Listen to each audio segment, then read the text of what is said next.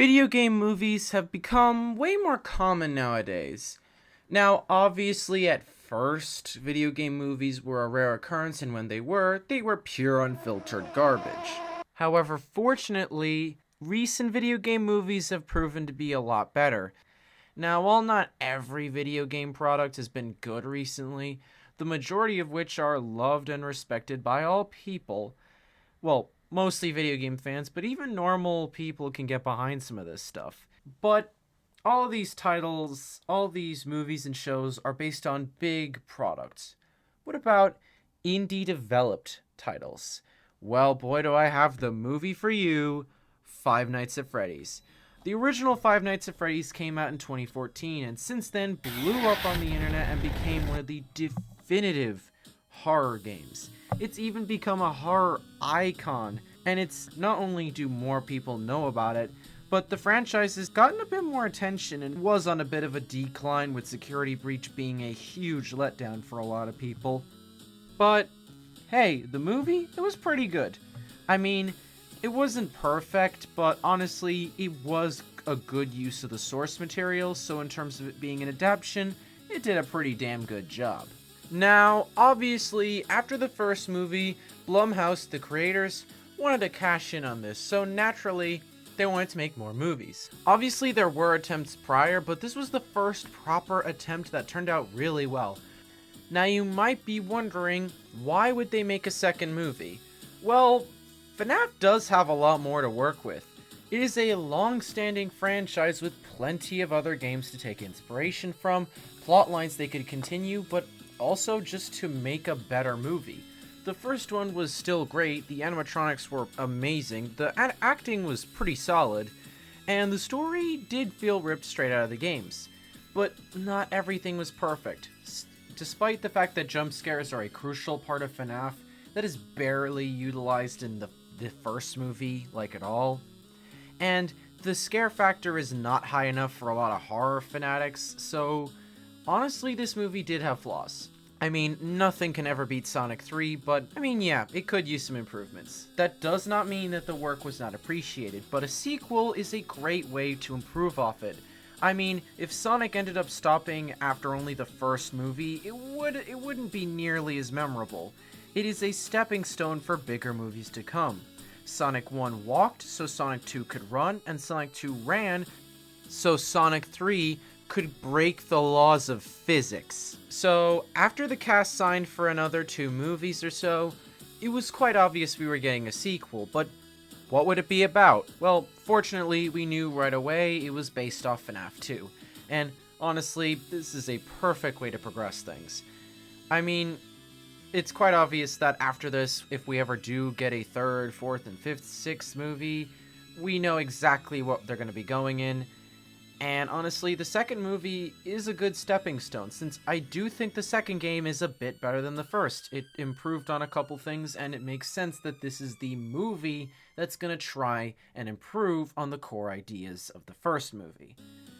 So, I went into the theater with my 2 best bros, just like I did with Sonic, Bozo and Ed, and I watched the movie.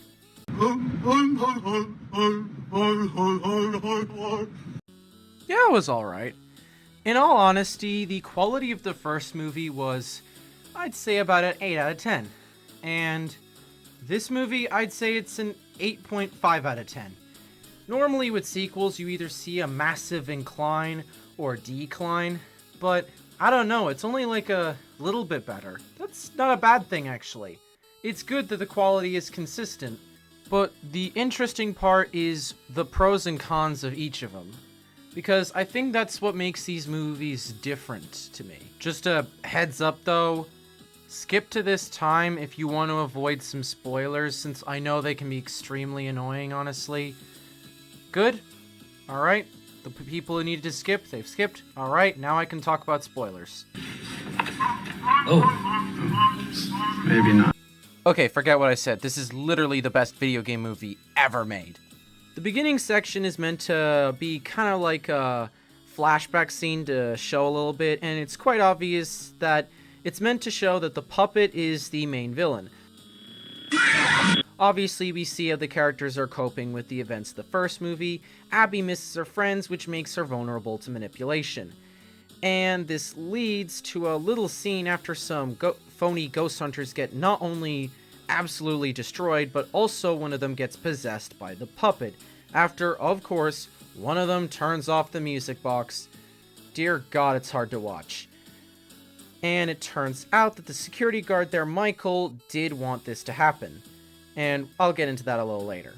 So, after Abby gets a walkie-talkie after trying to visit her old friends, it starts to activate and lead her to the original Freddy Fazbear's, featuring the toy animatronics. And once again, Jim Henson's Creature Shop nailed it with the designs. They looked ripped straight out of the games and so flawless. And to add to the experience, I think the horror factor has been upped a good bit. Which makes sense, this is a horror game franchise. The fact that it wasn't that scary in the first one was kind of baffling. It is way more scary in this one. I mean, not by a huge margin, but definitely a good bit that you can tell the difference. Now, after Abby, of course, meets with the toy animatronics, she begins to get manipulated by them, and Vanessa starts to catch up on this, but right as she comes inside, it's revealed that Vanessa was friends with Charlie and knew that the puppet was in fact Charlie, though she quickly gets kidnapped anyway. Vanessa is unfortunately forced to reveal the code to break them out, since the main reason the puppet cannot leave, or the toy animatronics, is because they're locked to the perimeter. And Vanessa unfortunately had to give them the code, which Abby then inputted, not realizing it now let them roam freely.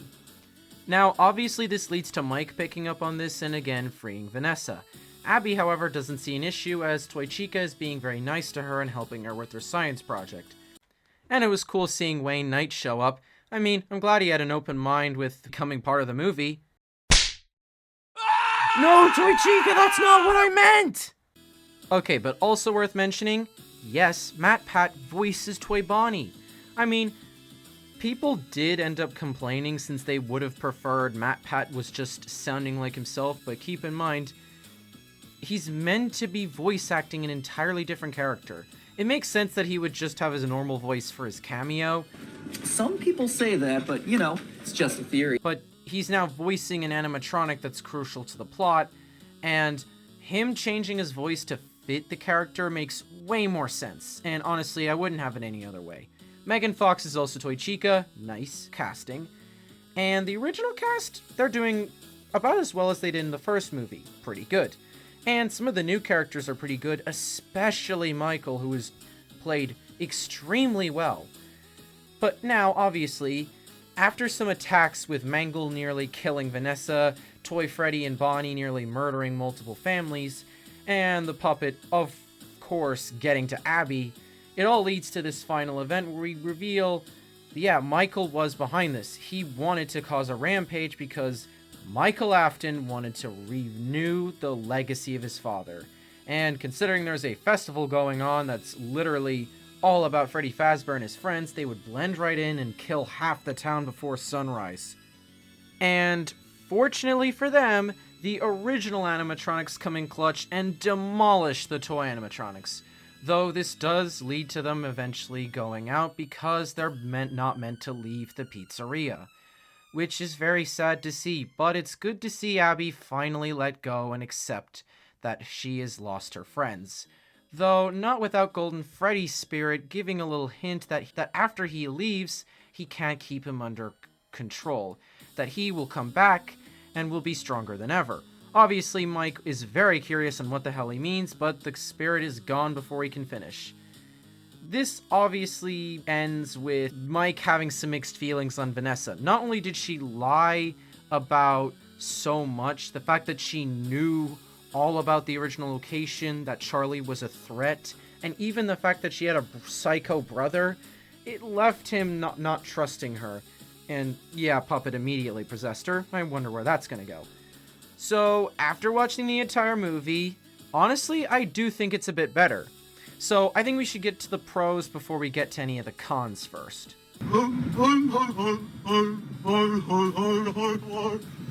they don't really waste their time with the scary aspect. It's not like it goes in and out of simple, relaxing, and wholesome, and then scary. And, like, there's more jump scares, the animatronics are more intimidating, so I think the fact that I can call this a horror movie is a bit more well-deserved than the first one. I mean, it's still Baby's first horror movie level, but honestly, I'm not much of a gore bloodfest guy anyway.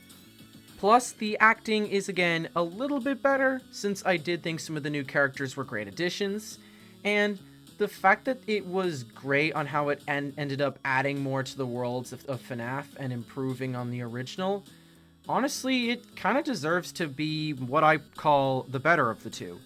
Though that doesn't mean there are a handful of flaws. While I think the puppet is done well for the most part, I am a little confused with the last chunk where she possesses Abby.